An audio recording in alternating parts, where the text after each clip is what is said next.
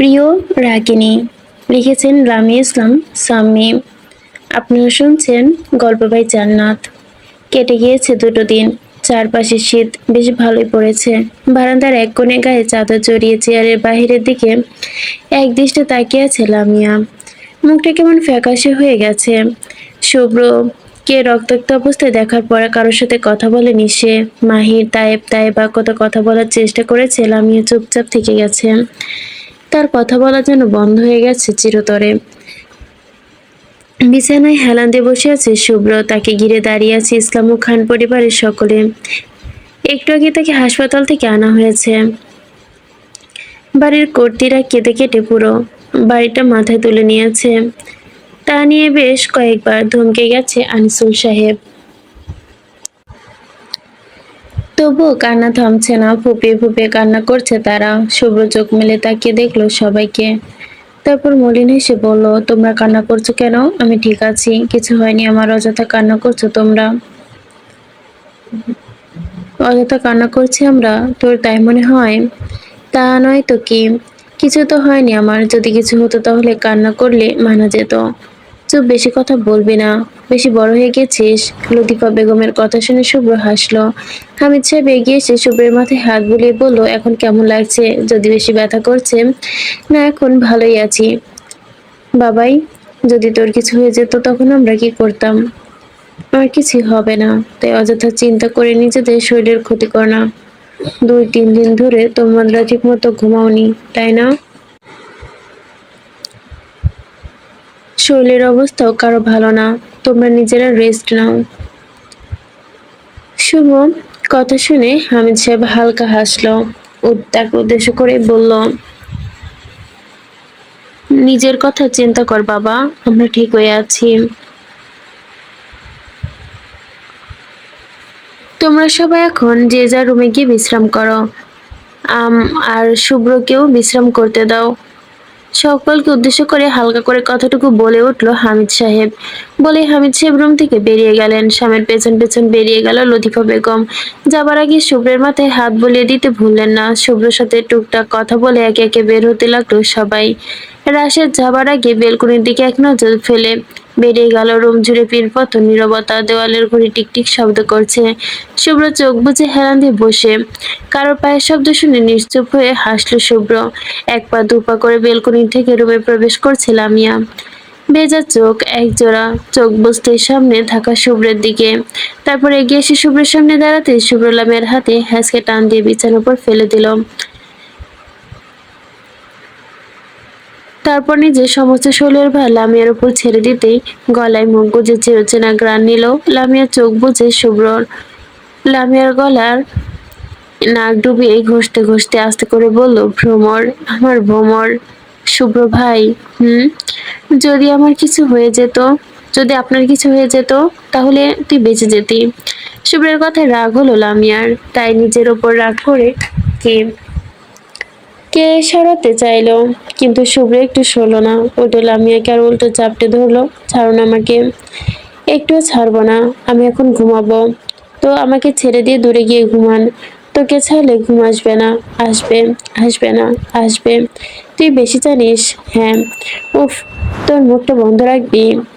ঘুম ধরছে তো। কে ধরেছে? তোর এই পকর পকর শুনলে আমার ঘুম আসবে না। একটু মুখটা থামা। না, থামবে না। বলতে পারলো না লামিয়া, তার আগে শুভ্রের গলায় ঠোঁট দুটো আঁকড়ে ধরতেই লামিয়ার সাথে সাথে চোখ বন্ধ করে নেয়। ক্ষত জায়গাটায় খামচে ধরতে শুভ্র ব্যথায় লামিয়ার ঠোঁটে কামড়ে ধরে। রাক্ষস লোক, ঠোঁটের কি অবস্থা করেছেন দেখেন। এহ, নিজে যে আমার ব্যথার জায়গায় খামচে ধরেছিলি। বেশ করেছি, তাহলে আমিও বেশ করেছি। অসভ্য, তুই অসভ্যি। ইচ্ছে করছে তাই। এভাবে কি কেউ ধরে? আমি জানি না। বলে লামিয়াকে হ্যাঁচকা টান দিতেই নিজের বুকের উপর ফেলে দিয়ে আবারও জড়িয়ে ধরে, একদম চুপ থাকবি, কথা বলবি না। আমাকে ঘুমাতে দে ভ্রমর, একদম নড়াচড়া করবি না। বলে শুয়ে পড়লো লামিয়ার বুকে জড়িয়ে। দেখতে দেখতে কেটে গেল আরো 7টি দিন। কানে ব্লুটুথ লাগিয়ে চেয়ারের উপর বসে পা দুটো রেলিং এর উপর রাখিয়ে চোখ বন্ধ করে গান শুনছে মাহির। শীতের মিষ্টি রোদ, এসে পড়ছে তার মুখে। ভালো লাগছে তার, তবে রোদেরটা একদম মুখে পড়ায় যেন বিরক্ত হলো। মাহির চিৎকার করতে করতে দৌড়ে বেলকনিতে উপস্থিত হলো লামিয়া, তায়েব, তায়েবা। তাদের ডাকে মাহির শুনতে পায়নি, তাই তারা আর ডাকে সোজা করে রাখে পিঠে ধূপধাপ কিল বসে দিতেই মাহির চেঁচিয়ে উঠল, হারামি দল! তোদের জ্বালায় আমি কি একটু শান্তিতে বসে থাকতেও পারবো না? তারা তিনজন মাহিরের কথা পাত্তা না দিয়ে মাহিরকে টেনে রুম থেকে বের করিয়ে টানতে টানতে হলরুমে নিয়ে গেল। এই তিনজনের কাহিনী মাহির কিছু বুঝে উঠতে পারছে না। হঠাৎ এমন টানাটানির মানে কি? হলরুমে গিয়ে দাঁড়াতে দেখলো খানবাড়ির লোকজন বসে চা খাচ্ছে আর গল্প করছে। মাহির খেয়াল করতেই হালিমা বেগমকে ভীষণ খুশি দেখাচ্ছে। মাহিরা একবার আশেপাশে চোখ বোলাতে খানবাড়ির সবাই এখানে উপস্থিত, হাফসা নেই দেখে সঙ্গে সঙ্গে ভুরু কুঁচকে ফেললো লামিয়া। তায়েবার দিকে তাকালো। মাহিরের এখন তাকানো দেখে তারা দাঁত কেলালো। টেবিলের ওপর থেকে একটা মিষ্টি এনে লামিয়া মাহিরের মুখে ঢুকিয়ে দিয়ে বলল, খা ভাই খা, বিয়ের মিষ্টি। মাহির মিষ্টি চিবোতে চিবোতে মুখ কুঁচকে বলল, কার বিয়ের মিষ্টি? ভালোই তো খেতে। এই তাইব, আর একটা দে তো। হ্যাঁ। তাই মাহিরকে আর একটা এনে দেয়। হাফসার বিয়ের মিষ্টি, আর একটা নে খা, দারুণ না খেতে? লামিয়ার কথা শুনে মিষ্টি খাওয়া থেমে গেল যেন মাহিরের। থমথম খেয়ে গেল মুহূর্তেই। আরে কি হয়েছে, এভাবে তাকিয়ে আছিস কেন? খাবি না? খা, আর একটা দেই। মাহির গম্ভীর গলায় বলল, না। ছেলের কথা শুনে পাশ থেকে মনিরা বেগম বললেন, কেন? একটু আগে না বললি মিষ্টি ভালো খেতে?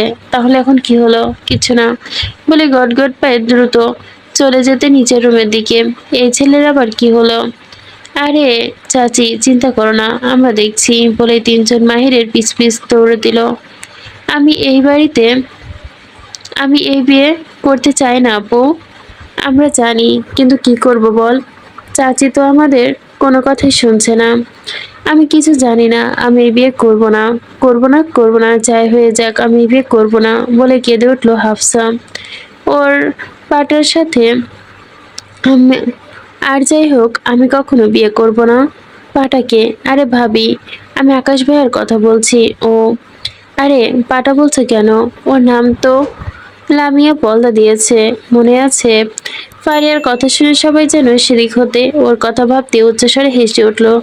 সেদিন হালিমা বেগমের মুখের ওপর কি কথা টেনে বলেছিল লামিয়া, ভাবতে হাসি পায় সবার। সবাই বসে বসে হাসছে, আর হাফসা মুখে কোনো হাসি নেই। সে নীরবে কান্না করে যাচ্ছে। বাবা কোনোদিনও এই বিয়ে ভাঙবে না, কারণ বাবা আকাশ ভাইকে পছন্দ করে। পাশ থেকে শারমিন বেগম বলল, তা সরি পাশ থেকে শারমিন বলল, তাহলে আর কি, তুই ওই বলদেরকে বিয়ে কর, আর আমরা সবাই নাচবো। এই ফারিয়া, কিছু গান সিলেক্ট কর। শারমিনের কথা শুনে হাফসা ডুকরে কেঁদে ওঠে। আমি এই বিয়ে করতে চাই না আপু। এই কথা শুনে আমরা কি চাচাকে গিয়ে বলতে পারবো বল? আমি বাবাকে বলতে পারবো না। তাহলে তুই আকাশকে বিয়ে কর। আমি তাতেও পারবো না, আমি কিছুতে তাকে বিয়ে করব না। হাফসার কথা শুনে মুখ চেপে ধরতেই হাসি। বিয়ে ডিপ্রেশনে এই মেয়ে নিজের মনের কথাই বলে দিয়েছে।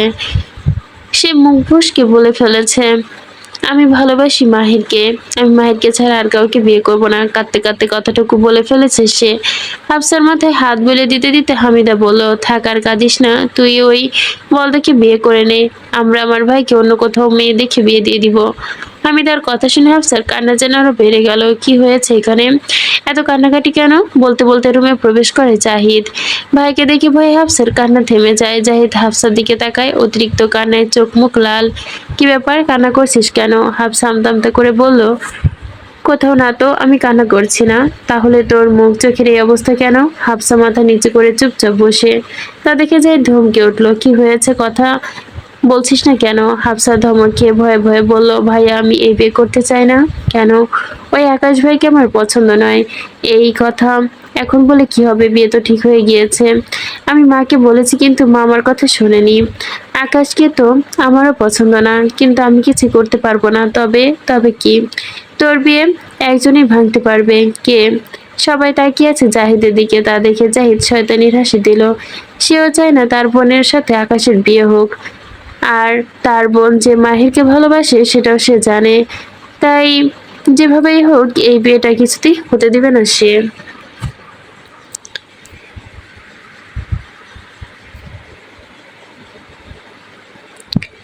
সকাল গড়িয়ে বিকেল। লতিফা বেগম হাঁক ছেড়ে ডাকতে ইসলাম বাড়ির সকল চার বিচ্ছুকে। হাফসার বিয়ে, আর তাকে কিছু দেবে না সে কি করে হয়? তাই তো সিদ্ধান্ত নিয়েছে আজ সে হাফসার জন্য সোনার বালা কিনতে যাবে। তিন যা বলেছে সে, কিন্তু তারা ব্যস্ত হতে পড়তেই, তাই আর কাউকে না পেয়ে চার বিচ্ছুকে সাথে নিয়ে যেতে হবে ভেবেই বিরক্তি শ্বাস ফেলে লতিফা বেগম। লামিয়ামুন, মাহির, তাইবা কোথাও গেলি তোরা? তাড়াতাড়ি হয়, আয় সন্ধ্যা হয়ে গেল। সেই কখন থেকে রেডি হতে গিয়েছিস, এখনো আসছিস না? লতিফা বেগমের বলতে দেরি, চারজনের আসতে দেরি হলো না, একজন আসলো না। ওপরে থাকতি, অনেকদিন হয়েছে মার খাস না, একজন পিঠে জং ধরে গিয়েছে তাই না? লতিফা বেগমের কথা শুনে চারজনই দাঁত কেলালো। তোদের দাঁত কেলানো বাদ দিয়ে তাড়াতাড়ি বের হ। ইয়েস ম্যাডাম, বলেই চারজন সেলুট জানিয়ে দ্রুত বেরিয়ে গেল বাড়ি থেকে। তার সাথে সাথে লতিফা বেগমও। আই লাভ ইউ হাফসা, বলে লজ্জায় হাত দিয়ে মুখ ঢাকলো আকাশ। হাফসার ফেল ফেলে মুখে তাকিয়ে আকাশের দিকে। এই ছেলে মেয়েদের মতো কেন করছে বুঝতে পারছে না হাফসা। এভাবে তাকাবে না, আমার লজ্জা লাগে। আকাশের কথা শুনে হাফসা জানি এবার আরো কান্না পাচ্ছে। লামিয়া ঠিকই বলেছিল, একটা আসলে বলদের বাচ্চা। তার মা বাবা কেন তাকে বলদের সাথে বিয়ে দেওয়ার কথা ভাবছে বুঝে পায় না হাফসা। আরে নতুন বউ আর জামাই যে, একটা ভরা বিকেলে সাথে কি করছো? যাও যাও রুমে গিয়ে একা দোক্কা সরি কথা বলো। ভরা বিকেলে নতুন বলদের বাইরে থাকতে নেই, যাও যাও রুমে যাও। বেশ উচ্চস্বরেই তাইব আর হাফসা তাইব হাফসাকে বলল। তাইবের কথা শুনে লামিয়ার তাইবা ফিক করে হেসে ওঠে। হাফসা তাইবের কথা শুনে কাচুমাচু করে দাঁড়িয়ে। আকাশ লজ্জায় আড়ষ্ট হতেই হুস করে হাফসার হাত ধরে বলল, চলো রুমে যাই। তাইবা ঠিকই বলেছে, আমাদের এখানে থাকা ঠিক হবে না। তা দেখে মাহির মুখ শক্ত করে ফেলল। তা দেখে আবার লামিয়া তাইবা বেশ হাসি পাচ্ছে। কি সুন্দর লাগছে ওই দম্পতিকে, বলে মুখ চেপে হাসলো তাইবা। মাহি তাদের সাথে কথা বলতে চায় না, তাই চুপচাপ গাড়িতে উঠে বসলো। থাক, মন খারাপ করিস না মাহির, আমরা থাকতে তোর যৌবন নষ্ট হতে দিব না। আমরা ভালো কোনো মেয়ে দেখে বিয়ে করিয়ে দিব তোকে। লামিয়ার কথা শুনে লতিফা বেগম লামিয়ার পিঠে ধারাম করে কিল বসালো। উফ মা, কি করছো? ব্যথা লাগে তো? লামিয়ার কথা শুনতেই লতিফা বেগম ধমক দিয়ে বললেন, চুপ, লাগুক, তো লাগার জন্যই তো মেরেছি। এসব কি বলছিস? হ্যাঁ? লামিয়া তাইবা দিকে শান্ত চোখে তাকিয়ে বলল, এই তোরা আগে বলিসনি কেন মিস্টার হামিদ সাহেবের স্ত্রী আমাদের সাথেই থাকছে? মেয়ের কথা শুনে লতিফা বেগম দীর্ঘশ্বাস ফেলে ড্রাইভারকে বলল গাড়ি ছাড়তে। লামিয়া কিছু একটা খুন করেছে। লামিয়া কিন্তু একটা খুন করেছে। তো তো ব্যাপারটা তোর কাছে স্বাভাবিক মনে হচ্ছে? এটা অস্বাভাবিক এর কি আছে? সুব্রতর মাথা ঠিক আছে, এটা খুন আর কিছু না। হুম হুঁ কি? একটা তো কিছু কর। কি করব? কিছু করবি না এ ব্যাপার নিয়ে? করব। কবে? মনে লাশটা পাই তারপর। লাশ পাই মানে? হ্যাঁ। কি হ্যাঁ? কি বলছিস? কিছু তো বুঝতে পারছি না। লাশটা নেই? কি নেই মানে? লাশটা নেই মানে কি? কি সব বলছিস তুই? ঠিকই বলছি, কেউ লাশটা গুম করেছে। কে করেছে জানি না। শুভ্রের কথায় লাবিব চিন্তিত হলো। কে লাশটা গুম করেছে কেউ জানে না। যদি লাশ পুলিশের হাতে পড়ে যায় তাহলে কি হবে? তা ভেবেই লাবিব আরো চিন্তিত হলো। লাবিবকে চিন্তিত হতে দেখে শুভ্র ধীর গলায় বলল, এত চিন্তা করিস না, কিছু হবে না। চিন্তা করব না? তোর কি চিন্তা হচ্ছে না শুভ্র? হচ্ছে। তাহলে? লাবিবের কথার উত্তর দিল না শুভ্র। ল্যাব থেকে বের হয়ে গেল। টাকা তোলার জন্য ব্যাংকে এসেছে ইসলাম বাড়ির কর্তি আর বাড়ির চার বিচ্ছু। হাফসার বিয়ের কথা ভালোই মার্কেট করতে হবে। এই টাকা তুলতে এসে, টাকা তুলে তারপর মার্কেটে গিয়ে কেনাকাটা করবে। চেয়ারে বসে বসে কথা বলছে চার বিচ্ছু। লতিফা বেগম টাকা তুলতে ব্যাংকে ম্যানেজারের সাথে কথা বলছিল। এরই মাঝে ঠাস করে গুলির শব্দ হতেই সবাই ভড়কে যায়। ছোটাছুটি শুরু করতেই লামিয়া তাইবা পিছে ফিরে তাকাতেই দেখলো কয়েকজন ছিনতাইকারী হাতে পিস্তল নিয়ে ব্যাংকের ভেতরে প্রবেশ করছে। ইতিমধ্যে খবরদার কেউ কারোর জায়গা থেকে এক পাও নড়বি না, নয়তো গুলি করে খুলি উড়িয়ে দিব। তাদের এমন হুমকিতে সবাই ভয় পেল, কিন্তু ভয় পেল না যেন তাইবা, মাহির, লামিয়া। মাথা উঁচু করে পেছনে ঘুরে তাকিয়ে লতিফা বেগম তা দেখেই বলল, মা নিচে বসো। লতিফা বেগম ভুরু কুচকে মেয়ের দিকে তাকাতেই বলল, কেন? কেন মানে, দেখছো না ব্যাংকে ডাকাত পড়েছে? তো আমার কি? লামিয়া কিছু বলতে যাবে তার আগে পিছন থেকে একজন ছিনতাইকারী বলে উঠল, এই মোটকা মহিলা, তুই কি বয়রা? বসতে বলেছি না, কানে শুনিস না? লোকটার কথা শুনে লতিফা বেগম চোখ মুখ শক্ত করে এলো, হাতগুলো মুষ্টিবদ্ধ করলো। সে পিছনে না ফিরেই ঠায় দাঁড়িয়ে থেকেই শক্ত গলায় বলল, কে আমাকে মটকা বললো? আর একবার বলো। লতিফার কথা শুনে একজন হাসতে হাসতে পিছন দিকে এসে দাঁড়ালো। মা বলতে দেরি তার হাতে থেকে শক্তপোক্ত ঘুষি বসাতে দেরি হলো না। ঘুষির জোরে এতই ছিল যে লোকটা ছিটকে গিয়ে আরেকটা লোকের উপরে পড়ে। এক শক্তপোক্ত ঘুষি লতিফা বেগম পিছন ফিরল। সবাই যেন ভূত দেখার মতো তাকিয়ে আছে লতিফা বেগমের দিকে। ইসলাম বাড়ির চার বিচ্ছু বড় বড় চোখ করে তাকিয়ে আছে তার মায়ের দিকে। এ তারা কাকে দেখছে? যে লতিফা বেগম ঝগড়ার ভয়ে নিজেদের ভাগ্যের জিনিস অন্য কাউকে দিয়ে আসে, সে লতিফা বেগম বেগম একজন পুরুষের গায়ে হাত তুলেছে, তাকে মারছে। দিনিও বুঝি উল্টে গেল চার বিচ্ছুর সামনে। তারা ভুল দেখছে না তো ভেবে চারজনকে চিমটি কাটলো। ও শিট, ভুল মানুষের সাথে হয়তো পাঙ্গা নিয়েছি আমরা, পালাও, নয়তো ওর মতো অবস্থা হবে। বলেই যে না পালিয়ে যাবে অমনি লতিফা বেগম পাশ থেকে কাঠের একটা চেয়ার তুলে ছুঁড়ে মারে তাদের ওপর। এই সুযোগেই চেয়ারটা পড়তেই মাটিতে লুটিয়ে পড়ে লোক। এই সুযোগে লতিফা বেগম আশেপাশে তাকিয়ে দেখলো টেবিলের ওপর চিপায় রাখতে রাখতে ঝাড়ু। লতিফা বেগম দৌড়ে গিয়ে ঝাড়ু নিয়ে এসেই ইচ্ছে মতো ধাম ধাম পেটাতে লাগলো সবগুলোকে। আর বলবি আমি মোটা? না আম্মা, ছাইরা দেন, আর কমো না। আম্মা, ওই হারামজাদা, আমি তো আম্মা লাগি? না না আপু, বইন, আমগো বইন, ছাইরা দেন। ছেড়ে দিব তোদের, আগে পুলিশে দিব, তারপর।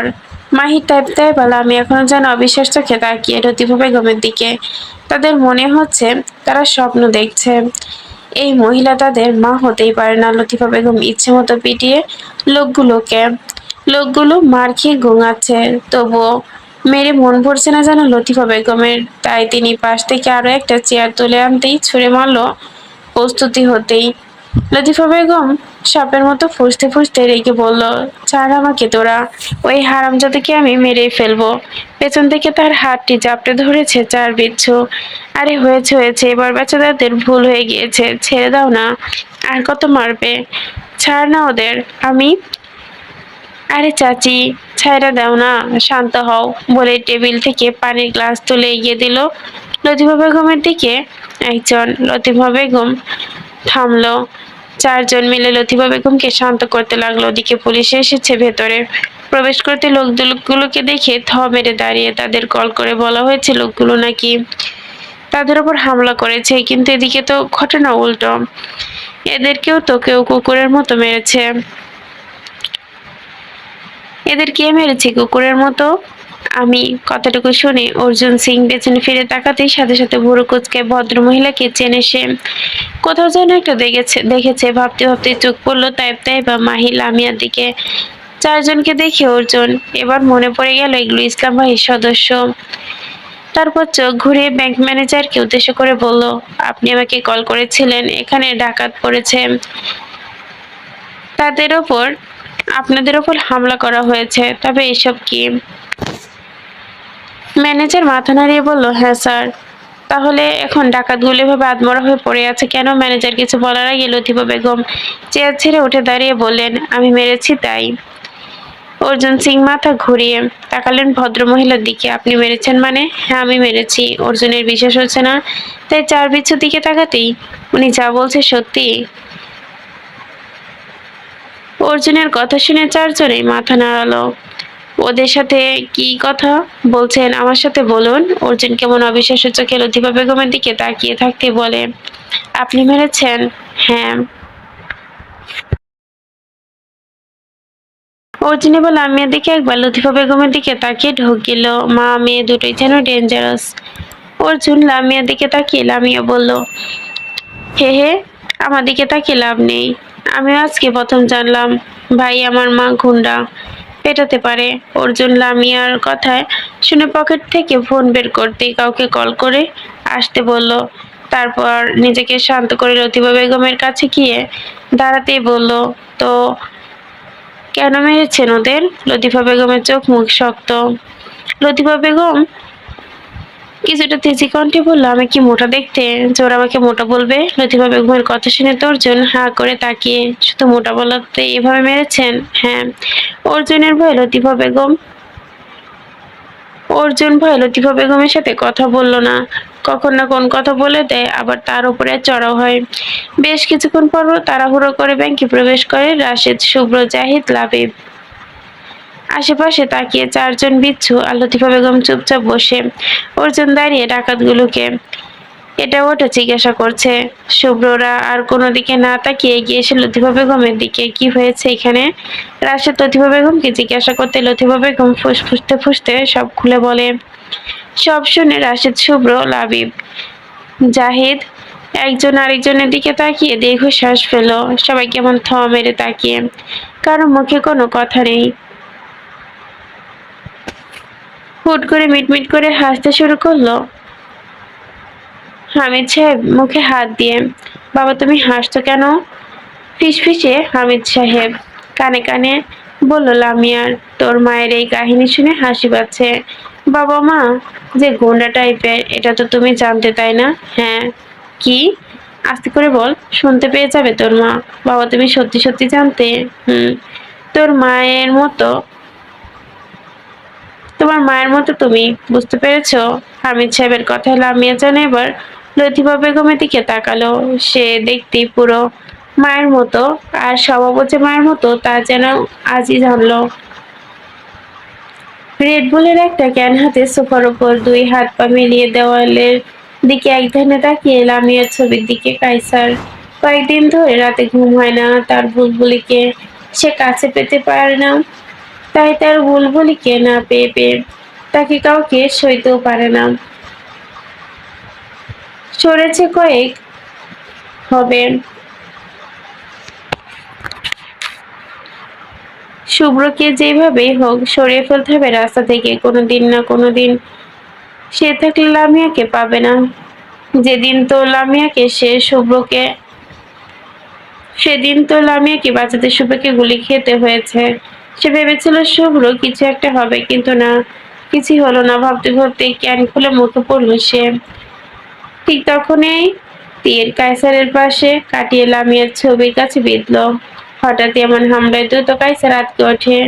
দ্রুত সোফা থেকে উঠে পাশে তাকাতেই পিস্তল হাতে তুলে নিতেই তবুও কায়সার সতর্ক হলো, ধীর পায়ে গিয়ে বেলকনির দিকে। আশেপাশে সতর্ক নজর বলে দেখলো কেউ নেই। নিহির, তোমরা কে কোথায় আছো? ধরো এটাকে। কোনোভাবে যেন গেটের বাইরে যেতে না পারে। বাড়ি ভর্তি গার্ড, একজন নেশায় পানি পান করে চিত্ত হয়ে ঘুমাচ্ছে। কায়সারের এমন ভয়ঙ্কর হুঙ্কার শুনে লাফিয়ে উঠে দৌড়ে আসতে সাদা ঘোড়া বেয়ে তৎক্ষণে কেউ সাদা ঘোড়ায় পেছনে দৌড়াতে লাগলো। নাগাল পায়নি তা দেখে কায়সার রেগে উঠলো, পিস্তল ছুঁড়ে ফেললো দূরে। কি রাগ লাগছে তার, প্রচুর প্রচুর রাগ লাগছে। বেলকনিতে আসতেই যখন দেখতে পেল সেই সর্দারিনীকে। খুব শীঘ্রই দেখা হবে আমাদের। কে এই সর্দারিনী? কেনই বা আমার ওপর হামলা করার চেষ্টা করছে? কায়সার কাগজ হাতে নিতেই পাশে তাকাতেই কাগজ হাতে নিতেই দেখতে পেল কিছু লেখা গুটি কয়েক। কাগজটা খুললো, কাগজে লেখা, খুব শীঘ্রই দেখা হবে আমাদের। কায়সার কাগজটা হাতে নিয়ে শক্ত করে চেপে ধরে দাঁতে দাঁত চেপে বলল, সেই দিনের অপেক্ষায় আমিও থাকলাম।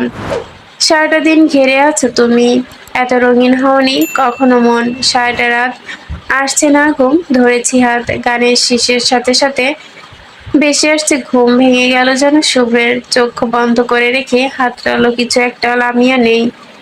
কি হয়েছে, এভাবে দাঁড়িয়ে আছেন কেন? শুভ্র চোখে সন্দেহ নেই বলল, কোথায় গিয়েছিলি তুই? লামি বিরক্ত হলো, এটা আবার কেমন প্রশ্ন? এমনই প্রশ্ন, বল কোথায় গিয়েছিলি? আজব ভাই, কোথায় গিয়েছিলাম আপনি জানেন না? মাঝরাতে কি শুরু করেছেন? আমি যা বলছি তার উত্তর দে। উফ, বিরক্ত। মূত্রত্যাগ করতে গিয়েছিলাম, আপনি যাবেন? বিরক্তি চোখে তাকিয়ে বলল লামিয়া। সত্যি? শুভ্র কথা শুনে লামিয়ার রাগ হলো, তাই রেগেই বলল, আসেন বাথরুমে গিয়ে কোমরের পানি আপনাকে পান করিয়ে দেখাই সত্যি কিনা। ছি, খবিস মেয়ে কোথাকার। যা ঘুমোতে যা, বলে শুভ্র বিছানায় শুয়ে পড়ে। লামিয়া বিরক্তি নিয়েই ধূপধাপ পা ফেলে বিছানায় গিয়ে শুয়ে পড়তেই শুভ্র পিছন থেকে জড়িয়ে ধরে চোখ বন্ধ করে। লামিয়া আর কিছু না বলে চুপচাপ চোখ বন্ধ করে নেয়।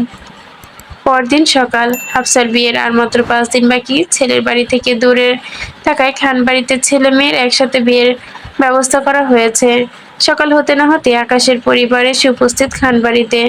ভাই ও ভাইয়ের বউকে দেখে হালিমা বেগম আনন্দে ভাবি বলে জড়িয়ে ধরতে, তারপর একে একে কৌশল বিনিময় আকাশের মা বা আজিজা বেগম হামিদা আল্লাহমাকে দেখে বলল, এটাই বুঝি তোদের ছেলেদের বউরা?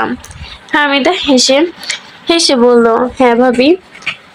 হালিমা বেগম হেসে হেসে বলল, হ্যাঁ ভাবি, বলে হামিদার দিকে তাকে ইশারা করে বলল, এটা হামিদ আমাদের সফওয়ানের বউ, আর এটা হচ্ছে লামা আবিরের বউ। হামিদা দাঁড়িয়ে দাঁড়িয়ে খাবার বেড়ে দিচ্ছিল সবাইকে।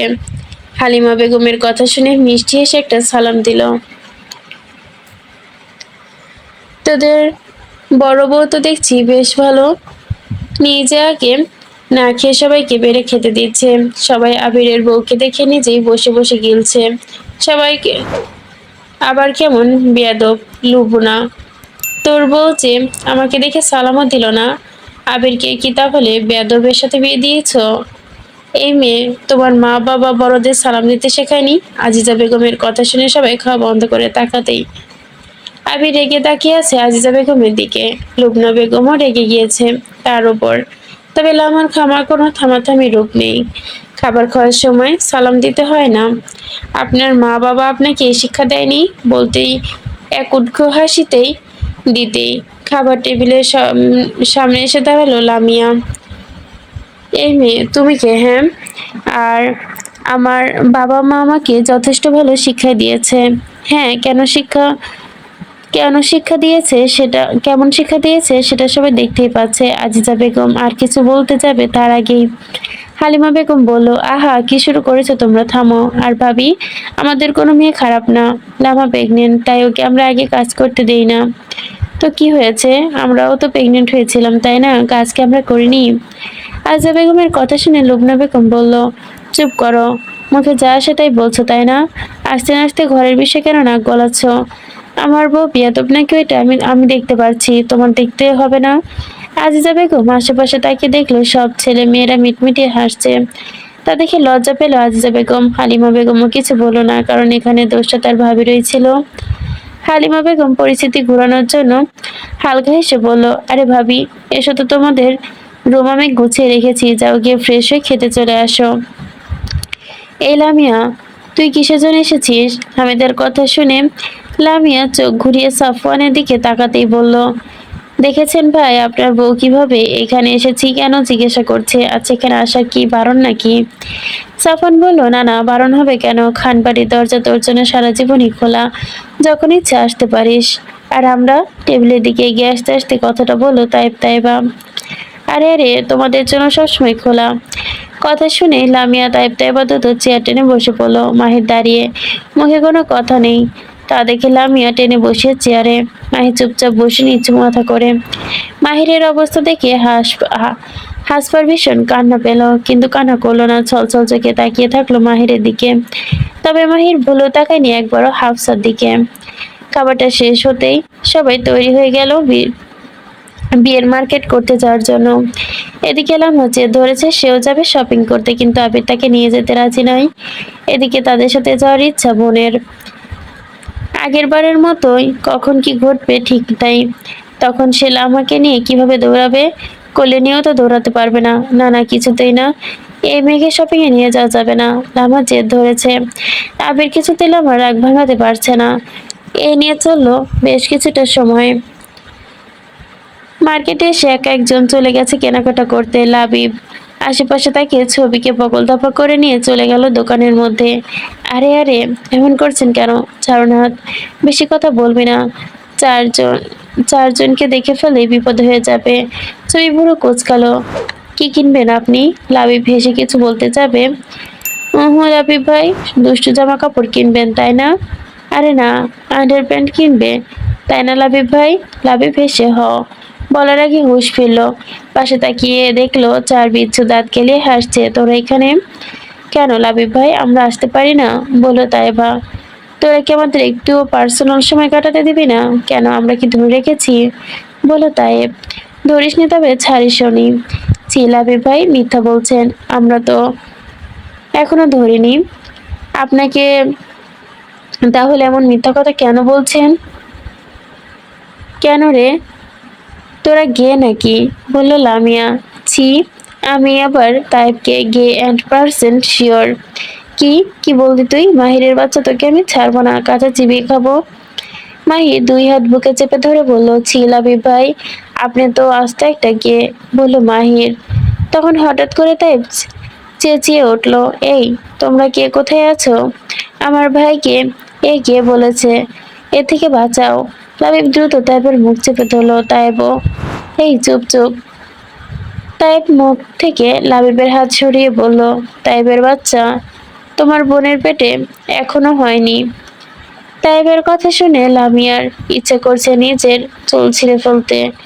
কি হচ্ছে এখানে? পেছন থেকে শুভ্রের গলা শুনেই পিছু ফিরে তাকাতেই লাবিবের কথা শুনে শুভ্র চারজনের দিকে তাকালো। লামিয়া, তুই আমার সাথে আয়। তাই তোকে জাহিদ তাইবা তোকে জাহিদ খুঁজছে। তাইব ফারিয়াকে দেখলাম কার সাথে জানি ফোনে কথা বলছে আর হাসছে। আর মাহির তোকে রাশেদ ডাকছে, দ্রুত আয়। শুভ্রের কথা শুনে চারজন চারদিকে চলে গেল। লামিয়া মাহিরের পিছন যেতে শুভ্র হাত ধরে বলল, তোকে ডেকেছে?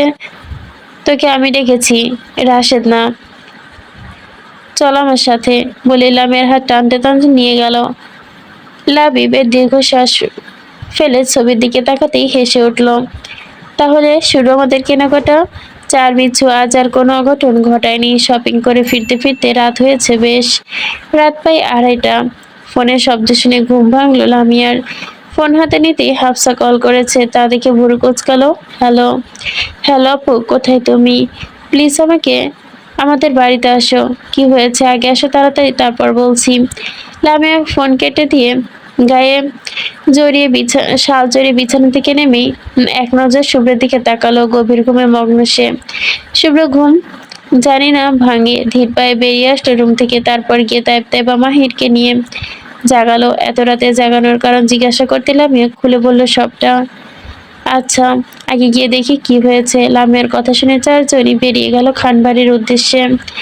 ফোনের মেসেজের শব্দ শুনে হাফসা ফোন হাতে নিয়ে দেখলো লামিয়া মেসেজ দ্রুত গিয়ে ধীরে ধীরে দরজা খুলে দিল। মাহিরা হাফসার দিকে তাকাতে আটকে উঠলো, চোখ দুটো ফুলে গেছে। কি হয়েছে হাফসা? লামিয়া আপু, আমাকে বাঁচাও প্লিজ। কেন, কি হয়েছে? আচ্ছা তুই আগে শান্ত হ। ওই আকাশ বলতে বলতে হেঁচকি তুলে কেঁদে ফেলে হাফসা।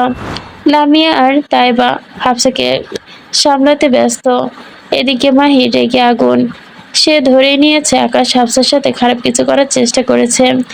লামিয়া আর তাইবা হাফসাকে শান্ত করার চেষ্টায় হাফসা নিজেকে শান্ত করতে ধীরে বলল, জানো আকাশ আজকে আমাকে বলেছে ওকে চুমু খেতে, এমনকি আমার কাছে সে কয়েকবার, কিন্তু আমি পারিনি। তাই বলেছে যে রাতে নাকি আমার রুমে আসবে। এটা কি মেসেজ দিয়ে বলেছে দেখো। বলে ফোনটা এগিয়ে দিল। সব মেসেজ দেখে মাহির আরো রেগে গেল। হাফসা বলল, কিছু একটা করো তোমরা প্লিজ, ওই ছেলেকে আমি চুমু খেতে চাই না। লামিয়া কিছু একটা ভাবলো। বাঁকা এসে মাহির তাইবার দিকে দৌড়ে গিয়ে আসতে গিয়ে কালো মিয়ার গোয়াল ঘর থেকে ছাগলের একটা বাছুর নিয়ে আয় তো। লামিয়ার কথা শুনে ছুট লাগালো, ছাগলের বাছুর দিয়ে কি করবি? আরে যা তো, তারপরে বলছি। লামিয়ার কথায় তাইবা মাহির বেরিয়ে গেল কালো মিয়ার বাড়ির দিকে। বেশ কিছুক্ষণ পর হাফসার রুম অন্ধকার মই বেয়ে হাফসার বেলকুনিতে উঠল আকাশ। দরজা ধাক্কা দিতে দেখলো দরজা আটকানো, তাই জানালার গ্লাসে টোকা দিল। বেশ, কোথায় ছিলি? একটু চোখ লেগে গিয়েছিল। ও আয় তো, নে দরজা খোল। না আকাশ ভাই, এটা ঠিক না। বিয়ের আগে এসব হারাম। কোনো ঠিক ভুল নেই, তোকে দেখতে হবে না, খোল বলছি। আচ্ছা দরজা খুললেই কোনো চুমু খেতে হবে? জানালা দিয়ে চুমু খাওয়া যায় না? জানালা দিয়ে চুমু কিভাবে খায় আবার? সবাই তো এভাবেই চুমু খায়। ওইভাবেই।